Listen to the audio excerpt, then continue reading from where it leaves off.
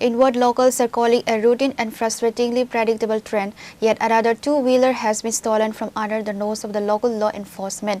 In the latest incident reported from the Bishramganj Adibashi colony area, a Bajaj Pulsar motorcycle with registration TR07F-9612 of Buddha Debbarma was stolen. According to reports, Buddha Debbarma had parked his Bajaj Pulsar motorcycle safely inside his house premises after a grueling day of physical labor. However, operating under the cover of darkness, the teams managed to break into the house and escape with the vehicle without raising any alarm. A formal complaint has been lodged at the Bishramganj police station. While the police have registered a case and initiated an investigation, no arrests of vehicle recoveries have been made at the time of filing this report. কি bike আসলো? Pulsar.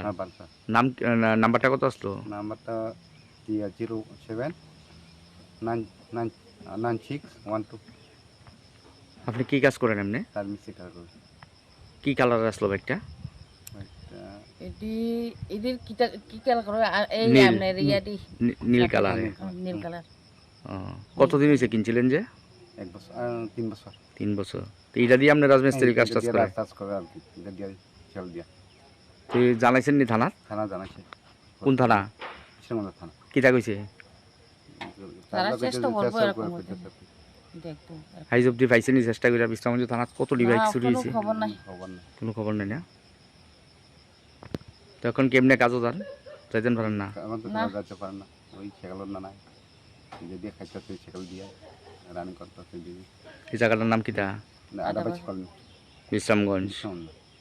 The incident has sparked severe outrage among the residents of Bishramganj. Locals allege that bike theft has turned into an ongoing tradition in the Bishramganj police station area, with the police failing to carve the menace of the active gangs behind these operations.